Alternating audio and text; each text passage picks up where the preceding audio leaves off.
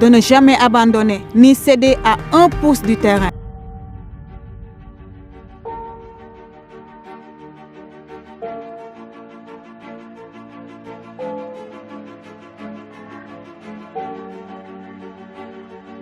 Le rugby à Anen. Anen est un village situé dans la région de Thiès. Cette région se trouve à 70 km de la capitale du Sénégal, où la lutte et le foot étaient les sports phares de ce village. Mais aujourd'hui, une brave dame au nom de Adja Aminata Ndiaye, professeure d'éducation physique et sportive, conseillère technique et départementale, a réussi à lancer cette discipline inconnue dans ce village. Au-delà du manque de moyens, le rugby est aujourd'hui le sport le plus aimé et pratiqué par les jeunes de cette localité. Avec l'aide de ses collaborateurs, M. Fall, entraîneur de foot, Khadim Sey, un ancien élève du lycée, Abdou Karim Han, natif du village et surveillant de ce lycée, ainsi que Sorna Ami, responsable d'un des projets de leadership féminin de Thiès. Adja est plus que jamais motivée à aller de l'avant avec encore plus de perspectives.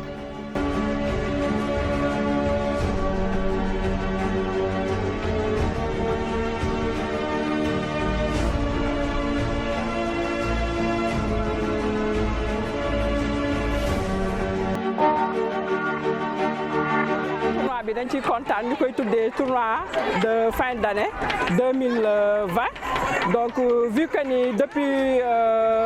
ay mois wa ngi nii mën naa ne presque 1 an kenn compétirul kenn deful dara organiser wuñu benn activité lu jëm ci sport donc loolu moo tax raison pour laquelle comme tey mercredi la te les mercredis sont réservés uniquement pour les activités sportives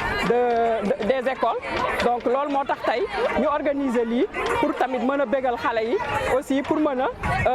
wax leen que ni dañuy reprendre activité lu mel ni rugby.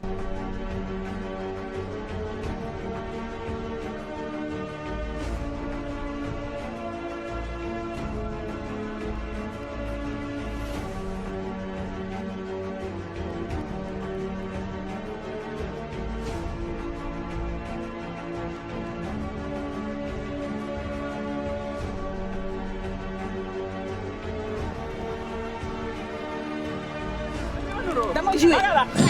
am doom buy joué sama yaay joué xajal ma joué man ma xajal sama doom muy joué kon ça veut dire que yéen ñëpp xaj ngeen ci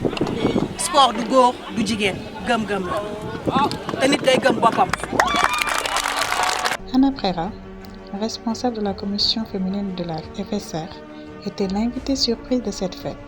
Elle a tenu à saluer le travail remarquable de Adja et de ses collaborateurs, mais a surtout accentué son discours sur l'engagement des jeunes, plus particulièrement celle des filles.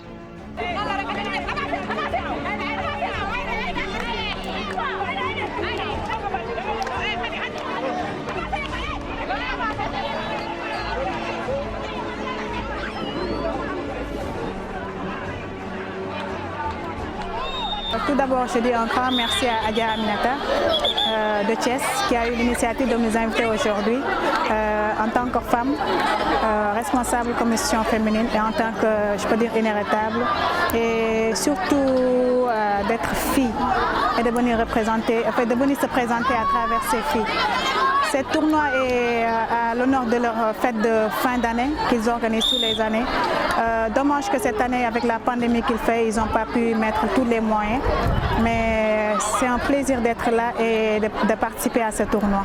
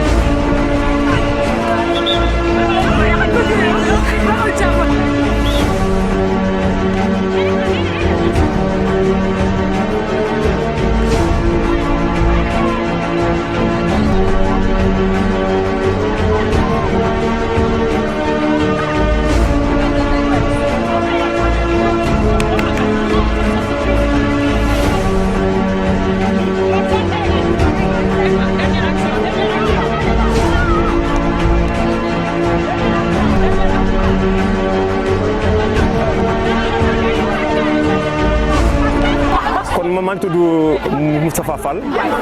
maa ngi dëkk Anen nekk aussi vraiment entraîneur de football nag moom mooy sama profession def naa ko vraiment pendant 36 ans léegi dama ñibbisi nag vraiment quand même Anen madame Ndiaye bi nga xam ne vraiment elle est professeure au CEM de Anen vraiment nga xam ne c'est une grande sportif ni ma nag Moustapha tu n'as pas le droit nga toog fii nekk sportif pare toog bañ a jàppale xale yi ki loon toog maag moom nag vraiment ñu jéem a former benn académie où d'abord le rugby moo nekk en premier lieu football nag doon ñëw en deuxième position naqare nag xam nga dëkk àll yi nga xam ni ñaare xamaguñu yooyu liggéey fi jafe na mais nag comme madame Ndiaye vraiment elle est tenace ku jigéenu jàmbaar la et tout vraiment mu wut ay moyens ak lépp man aussi moyens yu ma am ñu indi ko ensemble ñu jéem a defal dara naqare trop nag parce que xam nga comme rugby bi fii xamaguñ ko mais je crois que dans un proche avenir incha allah relance bi rugby bi dina am li ci solo rek incha allah dina ko am.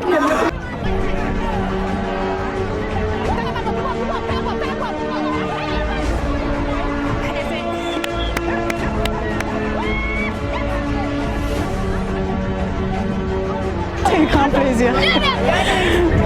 Plaisir inimaginable, franchement. Elles ont le gabarit. C'est vrai qu'elles n'ont pas encore le jeu en main, mais c'est vraiment un plaisir de les voir s'amuser au fait. Elles sont fatiguées, mais elles ont toujours envie de continuer. Et ça, c'est encourageant pour les enfants en fait. Kontaan te mbégte bu rëy ndax xale bu kontaan rek ça veut dire que mag kontaan contentement bi ñuy am en fait mbégte bi nekk suñu xol mënuñu ko wane parce que déjà gis ay xale jigéen ñuy jouer rek nga di mbégte la en fait dañ leen wax rek macha allah di leen encourage ñu gën a continuer wax leen ni que jigéen mën na gëm boppam def si lu nekk ci li ñuy def nii sport bi ñuy def nii ndax boo xool leen rek ni ñuy def ñu bal bee ñu wadd ñu ngi takk suuf mais ñu ngi continuer de jouer.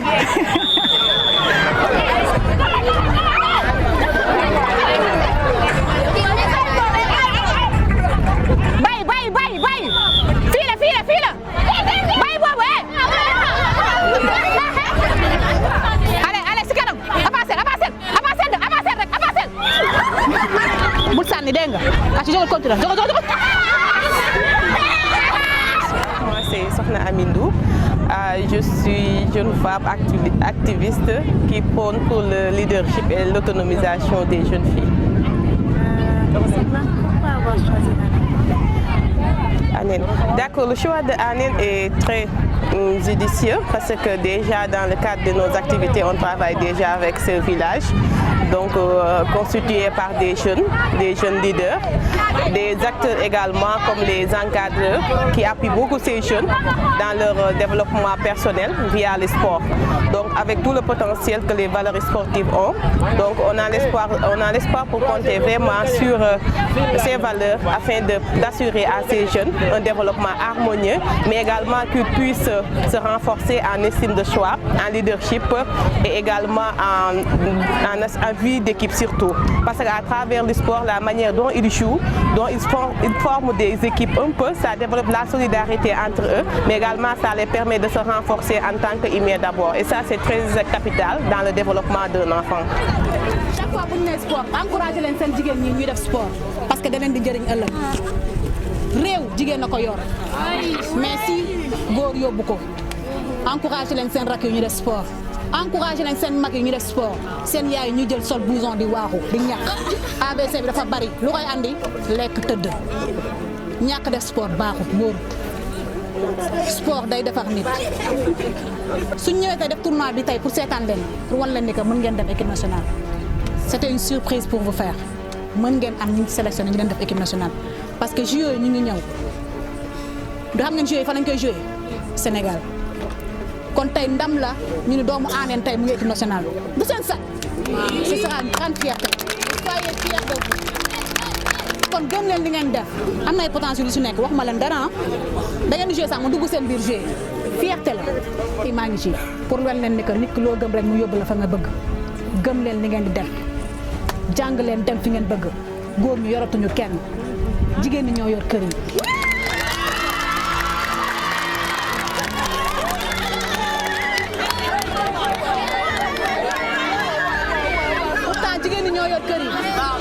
nekk góor ñi ñoo leen ci baax bu ma leen di waree moo ci nekk gëm leen li ngeen doon. lan moo nekk sa ressenti tey lan nga ñu la ci ñu ñëw tey lan nga si gis. bon ñëw moom c'est excellent parce que day na activité comme il faut te tamit lii day tax jeunes yi tamit fii gën a am ambition pour rugby bi tamit parce que gis na bi ñu joué ak boy ni woon day tax boy gën a am ambition léegi ñoom dañ xam li ci war a mën a bëgg daal pour que comme que ñoom ay élèves 6e 5e lan dañ ko mën a développer fii ba ñuy génn fii bu ko defee affaire bi na mën a développer système bi ak yu mel noonu maa ngi koy defal lu baax a baax a baax. merci. voilà tout d'abord damay kontaan ci ñëw bi ngeen ñëw parce que c'est pas facile démb laa leen ko wax ngeen def le tout ngeen ñëw teew Sylvain Anna boo gisee tey ma invité ko donc tey jii dañ nekk ci milieu rural boo xamante ne nii suñu élèves yi à chaque fois chaque année bu ñu école tijjee rek da ngay gis ñoo xam ne da nga leen di initier vraiment macha allah ñu mën a doon ay internationaux mais dañuy jékki-jékki rek délaissé école bi bàyyi dem sëyi ak yooyu noonu donc loolu nag loolu combat boobu moom laay xeex donc loolu moo tax nag ma indi fi Anna pour wan leen ni leen Anna ngi nii tey nekk ci rugby bi di jigéen joo xamante ni jigéen di jàmbaar la donc au niveau nekk koo xam ne international la woon ci équipe nationale bu Sénégal léegi nag actuellement ñu nommé ko ci ñi nga xamante ni ñooy doxal rugby Afrique nommé ko aussi commission féminine présidente commission féminine au niveau de la fédération sénégalaise de rugby pour wan leen leen jigéen lépp lu góor di def rek jigéen war na koo mën a def surtout dans le domaine du sport rawatina le rugby fédération donc pour jàppale bi sax mën naa ne fépp la daal la crise c'est partout la crise c'est partout dans le monde donc mënuñu leen wax ne leen jàppale leen ñu ci lii ak lee mais vraiment des fois dañuy def ay naka laa ko mën a xëy ñu ñuy dimbali daal vraiment ndax barki de moo jaay boo xoolee maillot yii ñu yore fii nii bleu blanc yi ngay gis Benjamin moom moo ko envoyé woon donc moom lañu jël di ko jouer nii ak ay def nañ ay don de kii ay friperie yoo xamante ne nii may nañ ko élèves yi ñoo xamante ni peut-être ils sont issus de familles diminuées moo tax donc elle a envoyé ma loolu donc ma koy remercier aussi de passage di la remercier aussi Sylvain en tant que international de arbitre